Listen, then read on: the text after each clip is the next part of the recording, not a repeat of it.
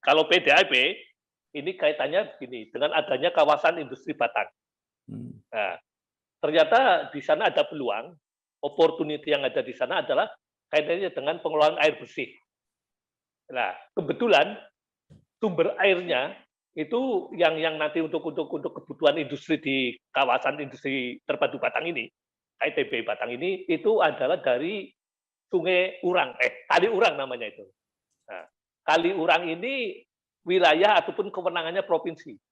Nah, sehingga nantinya karena ini kewenangan provinsi, tentu pengelolaan logikanya kan harus provinsi yang mengelola gitu loh. Nah, karena kebetulan kita punya PDA, punya BUMD yang bergerak di bidang pengelolaan air, terutama SPAM ini, sistem penyalur air minum ini, nah, maka kita tugaskan kepada BUMD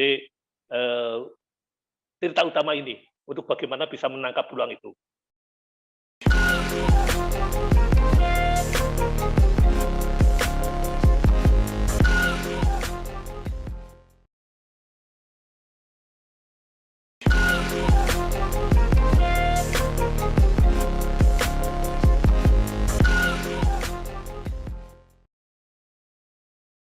Assalamualaikum warahmatullahi wabarakatuh.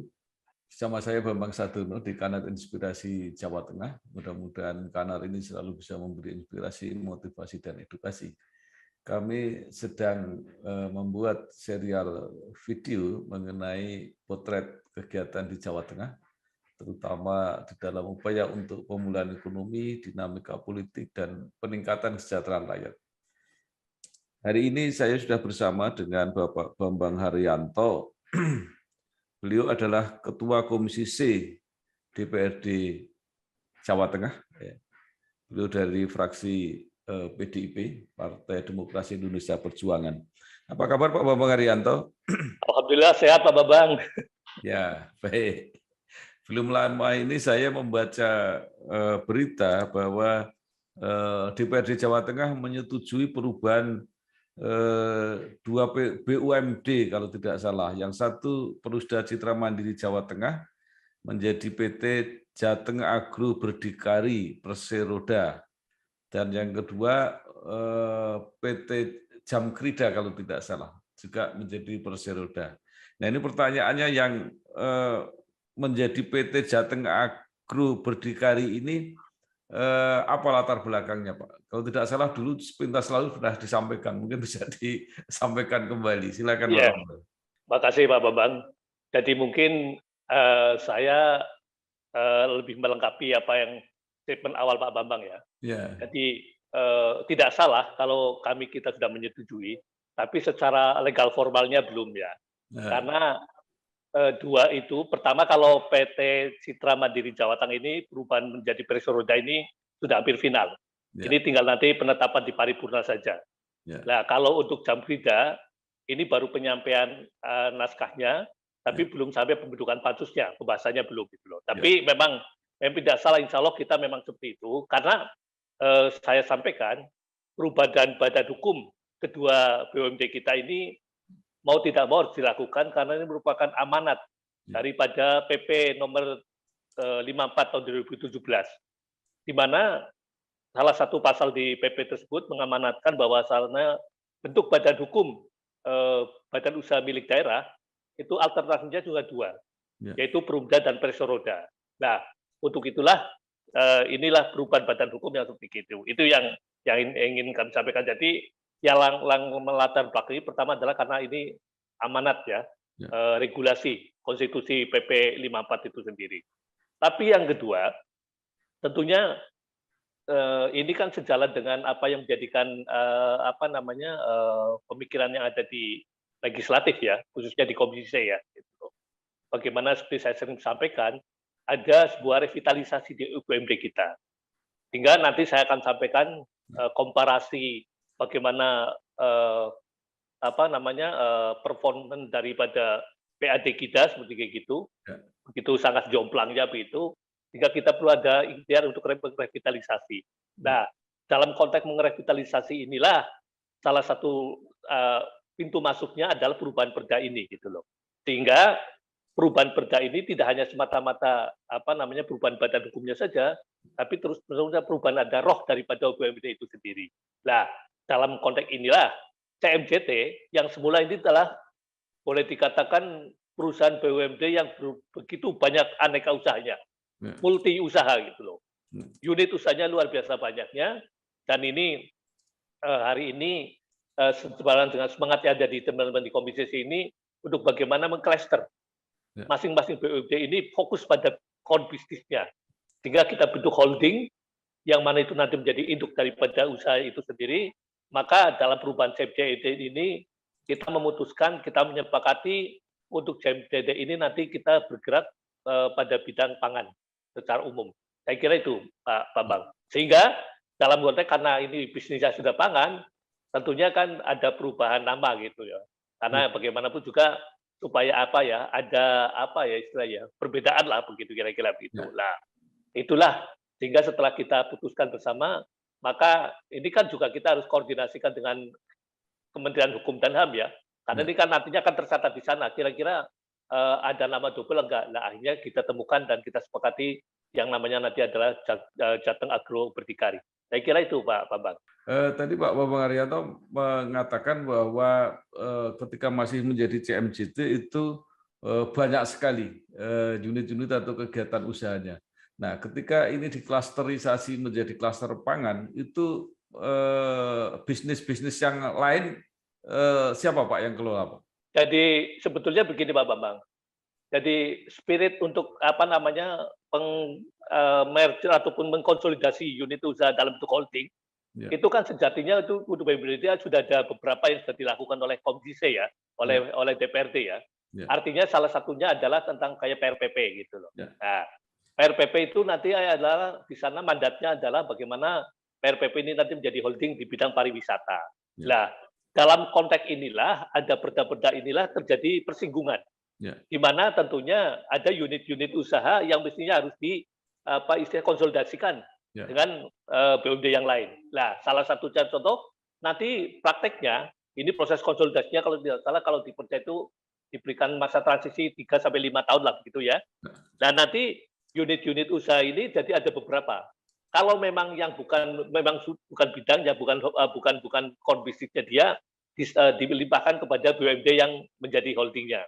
Kemudian juga ada yang dihapus ataupun ditutup kayak gitu loh. Jadi itu nantinya misalnya salah satu contoh kayak unit usaha yang ada di MJT ini kaitannya dengan apotek yang kita punya seperti itu, ini juga kita hapus kayak gitu. Kira-kira begitu Pak Bambang. Jadi dihapus itu karena apa Pak? Tidak menguntungkan atau seperti apa? Kalau menguntungkan kan sayang itu. Ini pertama, ini konsekuensi daripada apa namanya perubahan badan hukum sekaligus perubahan apa unit usaha ataupun bisnis intinya gitu loh. Ini kan bisnisnya intinya kan pangan gitu loh. Nah, kita punya aset seperti itu. Jadi sejatinya begini, saya ingin cerita sebentar. Jadi yang namanya entitas bisnis BUMD ini kan satu hal yang sangat spesifik ya. Tidak bisa dikomparasikan secara apple to apple dengan privat corporate kan begitu kira-kira ya. Karena tentunya ini paling tidak pertanggungjawabannya ada ke pemegang saham pengendali, dalam ini pemerintah daerah, kemudian juga ke DPRD kan begitu. Nah, tentunya dan juga filosofi daripada dunia BUMD itu sendiri. Sejatinya dunia BUMD sendiri kan memang tujuannya tidak semata-mata profit oriented, tapi ada bagaimana bisa memberikan daya ungkit untuk pertumbuhan perekonomian daerah. Tapi di samping itu historisnya pembunuhan BUMD ini juga tidak terlepas daripada pemanfaatan aset yang dimiliki oleh pemerintah daerah. Ini yang saya ingin memberikan latar belakang dulu supaya ada satu persepsi yang sama gitu. Nah, dalam konteks inilah memang sangat unik manakala seorang itu memimpin seorang BUMD gitu loh. Menjadi top manajemen di BUMD itu sangat-sangat unik seperti itu. Sehingga ini dibutuhkan istilahnya kemampuan lebih lah saya kira begitu. Nah, untuk inilah saya melihat bahwasanya hari ini top manajemen relatif sudah proporsional, maka kita dorong pada sisi-sisi yang lain. Nah, sisi-sisi yang lain apa? Salah satu contohnya, alhamdulillah Pak Bambang, ini sebetulnya ini sudah lama ya sebelum saya di Komisi C ya. Ini Komisi C periode ini sudah mengawali supaya pada saat ada perubahan badan hukum merupakan mandat PP 54 itu nanti dibarengi dengan bagaimana adanya sebuah pengklasteran bisnis dalam bentuk holding itu sendiri gitu loh. Nah, sudah ada PRPP itu nanti pariwisata, kemudian CMJT ini pangan yang sudah studi, PDAB tentu ya fokus kepada bagaimana persoalan-persoalan pengelolaan air kan gitu. Nah, inilah yang sedang disampaikan. Maka kalau kita lihat sebetulnya penghapusan itu tentunya pertama memang sudah tidak sejalan dengan apa yang menjadi bisnis intinya. Yang kedua, ya memang tidak kalau misalnya sejatinya kan begini sekali lagi loh. Ya. Apotek itu ya artinya kan tidak unik ya. Artinya kan swasta saja kan banyak seperti itu loh. Nah, mestinya kan pemerintah hadir manakala ada bisnis-bisnis yang dalam tanda kutip kayak gitu ya. Mungkin agak tidak disukai lah katakanlah begitu oleh pihak swasta. Nah, itu mungkin bisa masuk karena konteksnya itu tadi bagaimana memberikan pertumbuhan ekonomi, memberikan mengangkat kemiskinan, dan tentunya ini adalah yang saya katakan lagi, ini yang tidak dimiliki oleh privat corporated adalah masalah penugasan. Saya kira itu Pak Bambang. Ya, baik Pak. Tadi salah satu pertimbangan untuk membentuk BUMD itu memanfaatkan aset-aset. Jadi memang asetnya ini Pemprov ini kan luar biasa, masih cukup banyak. Nah, di samping itu ada nggak Pak ketika ini membentuk entitas perusahaan baru ini kemudian juga diberi target-target tadi kalau peralihannya 3 sampai 5 tahun, tapi juga ada target-target bisnisnya misalnya, karena sudah menjadi pesero itu kan pasti harus berapa yang harus menjadi target mereka gitu. Nah, inilah maksud kami di depan tadi gitu juga Pak Bambang. Jadi nanti kita lihat proses pada saat kita mulai pembahasan masalah kaitannya dengan BUMD itu, kaitannya dengan target pendapatan. Tentunya kita harapkan bahwasanya dengan perubahan badan hukum, kemudian ada fokus bisnis, tentunya ya implikasinya adalah bagaimana juga bisa memberikan kontribusi dividen yang lebih gitu loh. Meskipun sekali lagi bahwasanya tujuan BUMD itu tidak semata-mata profit oriented gitu loh. Tapi karena di sana juga ada salah satu tujuan adalah mencari ataupun pengumpul laba, ya tentunya itu jangan sampai dinafikan. Saya kira begitu. Tapi mungkin ini perkembangan tentunya kita akan berikan target-target yang lebih daripada hari ini. Saya kira itu Pak Bambang. Nah, kemudian yang jam kerja Pak, walaupun secara formal itu belum terbentuk, tapi kan pasti sudah ada pertimbangan-pertimbangan. Apa bedanya kalau masih menjadi perumda dan kemudian setelah nanti menjadi perseroda? Kalau sepanjang pengetahuan saya antara lain kalau sudah menjadi perseroda itu ya sudah pasti harus ada beban untuk memperoleh keuntungan gitu ya kira-kira. Ya. Jadi kalau jam kerja ini kan sebenarnya begini. Ini berbarengan dengan perubahan badan hukumnya Bank Jateng yang sudah langsung ada pembahasannya gitu, Pak Bambang itu. Jadi beberapa waktu lalu pada saat kita pembahasan tentang Raperda perubahan badan hukum Bank Jateng ini, ternyata ada nanti korelasinya dengan apa yang akan ada di perubahan badan hukumnya jam kerja. Artinya begini Pak Bambang. Jadi kita kan punya 10 BUMD. 10 BUMD itu terbagi pada BUMD yang bergerak bidang jasa keuangan, dan yang kemudian yang berikutnya adalah sisanya adalah non jasa keuangan. Nah, inilah yang kita jasa keuangan paling kita punya 4. Bank Jateng, BPRPKK, BKK, dan juga jam kerja. Ini bagian daripada BUMD yang bergerak di bidang jasa keuangan. Nah, dalam konteks inilah nantinya konten daripada perubahan perba yang menyangkut Bank Jateng, yang menyangkut jam kerja, ini tentunya juga menyangkut terserah bagaimana kita akan menciptakan ekosistem bisnis jasa keuangan di Jawa Tengah ini yang dikelola BUMD. Artinya, nantinya konten daripada perda itu akan lebih penguatan kepada sinergitas antar BUMD ini. Karena apa?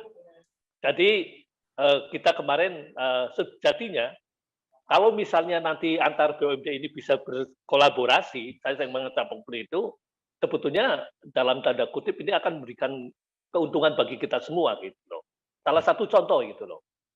Memang kita bukan berarti monopoli ya, tidak menjadi kewajiban 100%. Tapi bilang tidak, kredit-kredit yang dikeluarkan oleh Bank Jateng ini bagaimana agar persentase yang tinggi dalam yang dijamin oleh Jambrida ini sendiri. Jangan sampai pakai jaminan ataupun asuransi yang lain seperti itu. Toh ini kan milik sendiri. Nah, sehingga ibaratnya pada saat Bank Jateng mengeluarkan dana untuk penjaminan, masuknya ke Jambrida gitu loh. Sama-sama satu keluarga besar. Jawa Tengah kan kira-kira begitu Pak Bambang itu. Ini harapan kita seperti itu. Sehingga dalam konteks inilah Bank Jateng punya politik yang baik.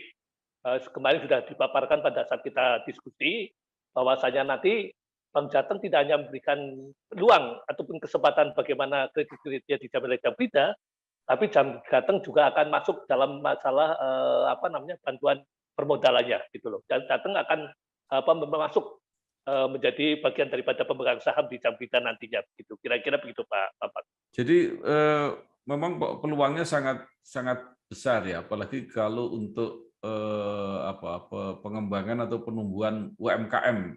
Jadi saya kira ini sangat besar karena itu kan menjadi prioritas juga untuk pemerintah termasuk Bank Jateng dan sebagainya.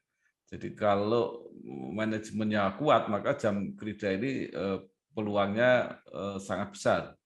Jadi misi untuk UMKM ini menjadi juga pertimbangan untuk Jambrida ini, Pak. Jadi kembali lagi bahwasanya kadang-kadang kan sebetulnya ini ya, sektor UMKM sebetulnya kan sektor yang cukup tangguh ya. Yeah. Dalam konteks cluster bisnis di Indonesia ini kan gitu loh. Tapi ternyata kadang-kadang ini terlupakan. Nah, ini muncul ataupun kita kadang-kadang agak punya kepedulian manakala terjadi krisis. Yeah. Ini ada asumsi yang mengatakan itu loh. Pada saat terjadi krisis baru kita ingat terhadap UMKM, dalam fakta seperti itu. Nah, ini mestinya jangan dalam proses kita memberikan dukungan terhadap UMKM, jangan semata-mata pada saat krisis saja gitu. Itu pertama. Yang kedua, memang fakta membuktikan bahwasanya saya kira kontraksi pertumbuhan ekonomi yang kemarin tidak terlalu terjun di Indonesia ini kan tidak terlepas juga daripada dukungan UMKM kan gitu loh. Karena ternyata kan yang paling parah sebetulnya tergerus secara pertumbuhan ekonominya itu kan bidang usaha yang sifatnya korporasi ya gitu loh, yang konglomerat lah gitu kira-kira itu loh. Tahu UMKM kan tidak. Nah, untuk itulah hari ini kita mulai mendiskusikan juga agar kiranya bagaimana lembaga-lembaga keuangan kita ini juga harus fokus kepada penguatan dan UMKM itu sendiri. Nah, dalam konteks itulah nanti kita akan bersinergi. Jadi pembiayaannya mungkin di Bank Jateng, penjaminannya di Jambrida, nanti unsur pembinaan kelembagaannya itu kan ada di Dinas UMKM. Jawa Tengah kan punya seperti itu. Jadi nanti kita akan lihat listnya begitu, kira-kira seperti itu bagaimana UMKM ini, sehingga pada saat ada program-program yang dilakukan oleh OPD, dalam ini Dinas UMKM, yang dengan dana APBD, untuk memberikan penguatan dan pembinaan terhadap UMKM ini, akan sinergi loh, akan sejalan dengan nanti dalam konteks pembiayaan dan penjaminannya. Karena sebetulnya sangat menarik ya. Saya kemarin juga pada saat kita diskusi saya sudah sampaikan, mestinya kita sekarang harus ada perubahan mindset tentang UMKM itu sendiri. Jadi jangan sampai UMKM itu dimaknai sebagai sebuah unit usaha yang tradisional, kemudian mungkin kurang pemahaman terhadap persoalan perbankan begitu loh. Kemudian juga mungkin dilakukan oleh orang tua gitu tidak gitu loh. Hari ini ternyata luar biasa. Yeah. Ternyata yang di Jawa Tengah ini yang UMKM milenial banyak gitu loh. Yeah, yeah. Dan ini luar biasa. Dan mereka kreatif dalam bentuk bagaimana memberikan mengempowering usahanya gitu loh, memberikan penguatan usahanya. Misalnya gitu loh. Mungkin kalau dulu ada usaha konveksi ya yang dilakukan oleh UMKM awal gitulah. Orang-orang dulu misalnya biasa-biasa saja, tapi dengan kreativitas itu mungkin hasilnya akan beda gitu. Yeah. Saya ambil contoh hari ini yang namanya anak muda di Purwokerto ini, dapil saya, rumah saya juga, ternyata luar biasa. Kalau Pak Bambang pernah mendengar itu ada produk kaos ngapak, itu adalah anak muda itu yang memproduksinya. Itu seperti itu. Dan ini kemudian ternyata pada saat kemarin ada pertemuan dengan Bang Jateng, ternyata salah satu ternyata saya senang gitu loh. Anak muda ini yang menggagas tentang masalah kaos-kaos ini ternyata juga salah satunya adalah nasabah Bang Jateng. Pak Bambang Haryanto, dalam wawancara yang dulu itu sudah disampaikan bahwa APBD 2022 ini akan menganggarkan juga untuk penyertaan modal bagi BUMD. Hanya waktu itu petanya belum begitu kelihatan. Nah, sekarang ini mungkin kan sudah jelas, artinya BUMD potensial yang mungkin perlu didorong tadi oleh pemerintah provinsi dengan melalui penyertaan modal. Sekarang sudah bisa disampaikan atau belum, Pak? Kira-kira siapa saja? Jadi kebetulan, ya. Jadi yang mendapatkan penyertaan modal untuk tahun APBD 2022 ini adalah PDAB. Itu PDAB Tirta Utama. Itu perusahaan daerah air bersih. Itu 22,1 miliar. Kemudian Banjateng 375 miliar. PPRPKK 34 miliar. PRPP 25 miliar, KIW 14,8 miliar. Ini yang mendapatkan bantuan ataupun suntikan penambahan modal dari kita di tahun 2022 ini. Saya ingin menyampaikan sedikit Pak Bambang supaya lebih. Jadi ini ada beberapa ini reasoningnya beda-beda ya. Gitu. Jadi memang Bang Jateng itu kan mau tidak mau dalam konteks supaya kita tidak terdilusi ya kepemilikan saham kita dengan kabupaten kota. Itu sehingga mau tidak mau kita harus tutup. Karena kalau kita tidak menutup 375, kita tidak menjadi PSP lagi, pemegang saham pengendali lagi, karena tidak 51%. Itu yang seperti itu. Kemudian kalau BPRPKK memang ini nanti diberikan kepada forum ya untuk bagaimana membreakdowningnya untuk 29 BPRPKK yang mana yang itu yang lebih prioritas. Karena kebetulan secara detail kami belum bisa memetakan kondisi BPRPKK yang 29 di Jawa Tengah ini. Nah, kalau PDAB ini kaitannya begini, dengan adanya kawasan industri Batang. Nah, ternyata di sana ada peluang, opportunity yang ada di sana adalah kaitannya dengan pengelolaan air bersih. Nah, kebetulan sumber airnya itu yang nanti untuk kebutuhan industri di kawasan industri terpadu Batang ini, KITB Batang ini, itu adalah dari Sungai Urang, Kali Urang namanya itu. Nah, Kali Urang ini wilayah ataupun kewenangannya provinsi. Nah, sehingga nantinya karena ini kewenangan provinsi, tentu pengelolaan logikanya kan harus provinsi yang mengelola gitu loh. Nah, karena kebetulan kita punya PDA, punya BUMD yang bergerak di bidang pengelolaan air, terutama SPAM ini, sistem penyalur air minum ini, nah, maka kita tugaskan kepada BUMD Tirta Utama ini untuk bagaimana bisa menangkap peluang itu. Intinya sebetulnya bahwasanya dengan adanya kawasan industri terpadu Batang yang luar biasa seperti ini, jangan sampai Jawa Tengah itu hanya menjadi penonton. Karena kalau bicara konsorsium daripada yang mengelola itu, memang kita ada di konsorsium KIW. Tapi KIW sendiri secara kelembagaan itu kan sahamnya lebih banyak dimiliki oleh pemerintah pusat ya gitu dong. Kita hanya kecil sekali gitu dong. Nah, sehingga kita akan masuk kepada pengelolaan air minumnya itu, air bersihnya itu. Nah, ini kita kemarin sudah mencoba mengupayakan mengadvokasi dan mengendorse PDAB ini dengan ketemu dengan beberapa pihak, dan kita juga yakinkan pada mereka PUPR, Menko Marinvest gitu loh, bahwasanya PDAB kita ini tidak kaleng-kaleng gitu loh. Kita punya pengalaman karena hari ini saja ada 5 SPAM yang sudah dikelola oleh PDAB kita ini. Sehingga dengan dasar itulah kita optimis dan kita masuk ke sana, dan dengan masuknya ke sana sekali lagi bahwasanya Jawa Tengah itu mendapatkan manfaat daripada keberadaan kawasan industri terpadu Batang ini. Tadi dipetakan Pak ya, tidak semua BUMD ini mendapat penyertaan modal. Itu dianggap memang sudah sehat dan cukup, atau karena justru dianggap tidak layak untuk mendapat penyertaan modal, Pak? Jadi kita kan ingin menerapkan rumus reward and punishment ya terhadap mitra Iya, kita kayak gitu. iya. Nah, dalam konteks itulah sebetulnya yang tidak menyertakan justru ditarik kembali modal. Jadi tidak Oh, ditambah tapi justru ditarik. Devastasinya itu loh. Nah, iya, ini semua apa yang penyerahan modal yang kita breakdowning kepada yang saya sampaikan di atas tadi Pak Bambang, iya. itu merupakan hasil daripada modal kita yang ada di CMDT yang kita tarik kembali ataupun dengan istilah devastasi itu gitu loh. Oh, Jadi angka yang muncul ini adalah angka yang diambil dari devastasinya SPJT. Ya iya, karena hari ini kita ini kebetulan SPJT belum masuk itu rapor data tentang perubahan badan hukumnya. Tentunya pada saat nanti perubahan badan hukum SPJT kita masuk, tentunya akan kita pikirkan kembali loh. Akan dibawa kemana ini SPJT?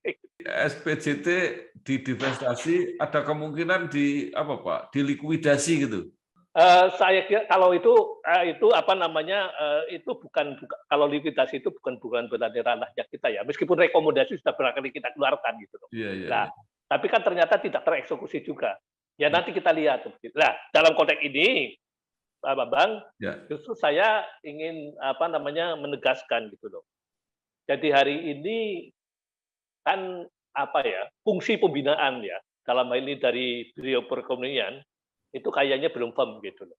Ini oh, yang harus seperti ini. Lah, tentunya kita kebetulan besok ini ya, akhir bulan depan ada pembahasan RKPD, tentunya nanti kita akan kita bicarakan gitu loh. Ataupun belum ke-firm-nya daripada pembinaan BUMD oleh Biro Perekonomian itu di sisi mana gitu loh. Nah, tentunya kalau berkaitan dengan persoalan-persoalan kultur dan sebagainya ya harus kita rubah, tapi kalau memang belum ada dukungan anggaran yang memadai, ya tentunya ini menjadikan kewajiban kita untuk bagaimana mengendorse terhadap anggaran itu sendiri. Saya kira itu Pak Bambang. ya.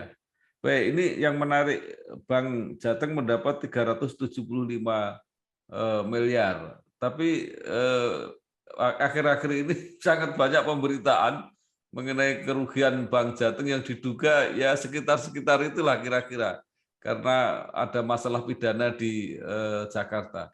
Itu menjadi pertimbangan DPRD atau enggak, Pak? Jadi begini Pak Bambang, kalau kalau ini kan sebetulnya istilahnya apa ya, kalau saya masuk kan sudah dalam proses ini sudah berjalan gitu ya. Iya, iya. Jadi artinya hari ini kan kasus-kasus yang ada di Bank Jateng itu semua kan sudah di ranah APH. Hmm. Nah, kita tunggu saja nanti prosesnya bagaimana, tapi kan sebetulnya kan tindakan internal sudah dilakukan. Ya, Antara lain terhadap pemecatan para pegawai ataupun pejabat Bank Jateng yang terlibat persoalan-persoalan seperti itu kan sudah dilakukan ya, gitu loh. Nah, ya, tapi kita tunggu nanti ceritanya apa. Justru yang sekarang kita paling tidak apa yang direkomendasi oleh Komisi C dulu sebelum saya masuk Pak Bambang, ya, ya, supaya apa namanya kredit yang diberikan harus selektif begitu, jangan membiayai kredit-kredit kredit proyek, terutama yang SPK-nya ataupun itu sumbernya adalah dana APBD di luar Jawa Tengah gitu ya, loh.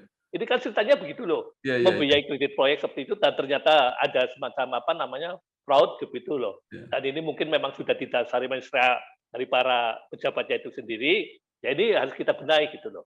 Ya. Nah, sehingga dalam konteks itu tentunya fungsi pengawasan internal, fungsi pengawasan kelembagaan, dalam ini Dewan Komisaris kayak gitu ya. Ya. Kemudian juga fungsi pembinaan, dari kami sendiri, fungsi pengawasan dari secara politis, itu tentu saja seperti ini, sehingga kita harapkan bahwasanya ini kan sudah terjadi. Tentunya ini harus menjadikan sudah pengalaman berharga, bagaimana Bank Jateng harus bisa melakukan suatu perubahan Ya. dalam tata kelolanya. Terutama juga bagaimana lebih meningkatkan sisi integritas dari masing-masing pejabatnya.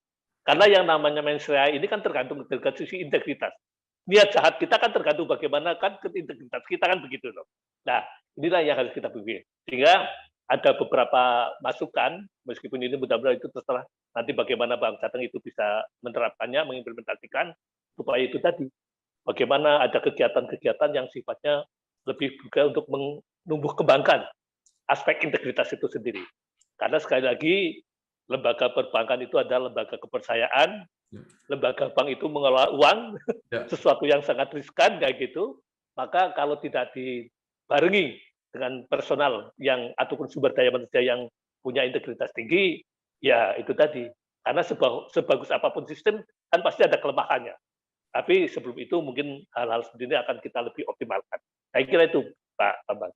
Pak Bambang Arianto, terakhir tentang tadi 29 BPR BKK yang akan mendapat penambahan modal, tetapi justru yang BKK Jateng yang bertugas untuk apa ya menyelamatkan BKK-BKK yang apa tadinya bermasalah malah tidak mendapat, Pak. Ya, jadi artinya gini.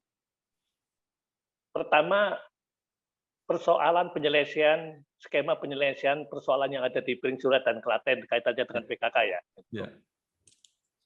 Itu kan masih panjang jalannya karena senantiasa kemarin pada saat saya pertanyakan itu masih dalam nanti ada SOP-nya, belum bergubnya dan sebagainya ini yang kita siapkan. Nah, kemudian bagaimanapun juga ini tentunya kan harus pemerintah tidak boleh ya istilahnya tidak bertanggung jawab. Tapi tentunya kan proses pertanggungjawaban itu tidak serta-merta dengan dukungan penambahan modal kan begitu. Ya. Ini yang akan kayak gitu. Yang jelas hari ini nanti sambil sambil membenahi supaya bagaimana mudah-mudahan nanti bisa ada imbal baliknya PKK ini nanti bisa menguntungkan karena hari ini kan belum bisa memberikan dividen kepada kita ya. Ya. Dan menjadi catatan begini. Ini ternyata itu persoalan kemarin secara kelembagaan itu sendiri PKK itu sendiri ya masih istilahnya bias gitu loh. Ya. Karena ternyata izin operasional sebagai BPR itu BKK itu yang BKK ini loh ya terjebak di sini loh. Itu izin operasionalnya baru turun berapa hari kemarin gitu loh dari OJK. Itu yang seperti itu. Nah, sehingga sekarang hari ini BPR BKK kita landasan yuridisnya sama. Jadi sudah punya kesamaan standing legal standingnya sama gitu loh. Sekarang sudah dibawa OJK semua, sudah punya izin operasional semua dari OJK. Kalau dulu kan 29 punya izin tapi BKK kan belum. Ya, sekarang itu sudah semua. Nah, ini sedang menjadikan pemikiran kami sepertinya kayak gini. Jadi saya ingin sedikit bercerita dulu Pak Bambang. Saya sangat bersyukur gitu loh. Ternyata teman-teman di Komisi C ini tidak linear saja sebagai anggota dewan itu. Tapi pada saat kita kumpul-kumpul banyak kadang-kadang ide-ide ataupun gagasan-gagasan yang mungkin sedikit liar mungkin seperti ini terjadi berbicara yang mungkin nanti akhirnya malah bisa kita formulasikan untuk sebagai hal yang bagus kayak gitu loh. Nah, salah satunya contoh itu tadi diskusi kita untuk bisa menangkap peluang yang ada di kawasan industri terpadu Batang kaitannya dengan pengelolaan air gitu loh. Air baku dan air kemudian kita juga berpikir gitu loh.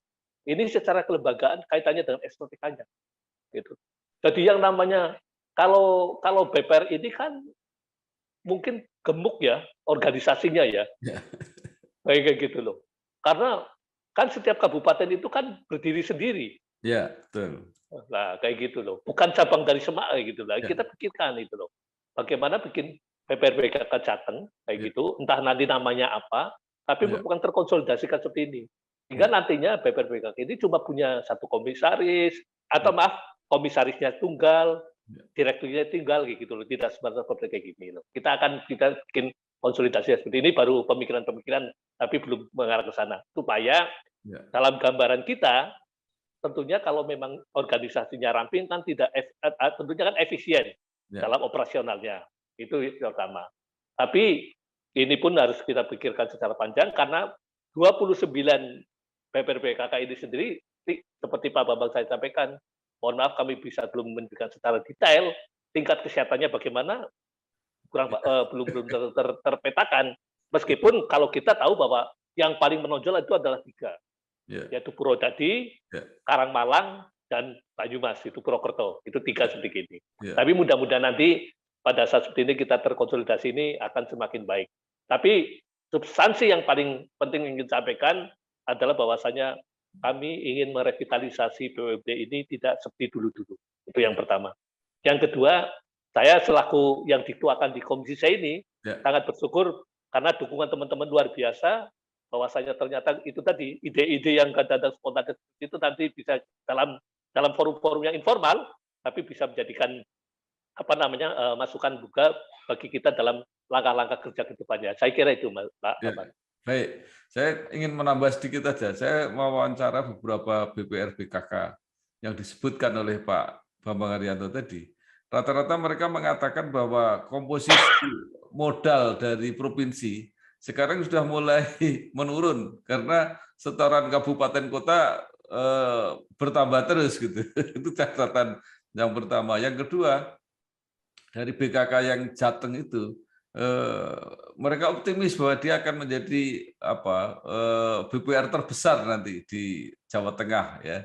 Karena sudah ada kasus Jawa Timur juga punya BPR provinsi yang semacam itu. Nah, tapi sekali lagi mudah-mudahan apa yang diusahakan oleh teman-teman di DPRD khususnya di Komisi C ini berhasil mendorong perusahaan-perusahaan daerah BUMD ini benar-benar menjadi motor lah untuk pemulihan ekonomi di Jawa Tengah. Saya kira itu Pak, sukses terus Pak Bambang. Oh iya, Pak Turun, Pak Bambang, sukses terus untuk Pak Bambang. Wassalamualaikum warahmatullahi wabarakatuh. Waalaikumsalam warahmatullahi wabarakatuh.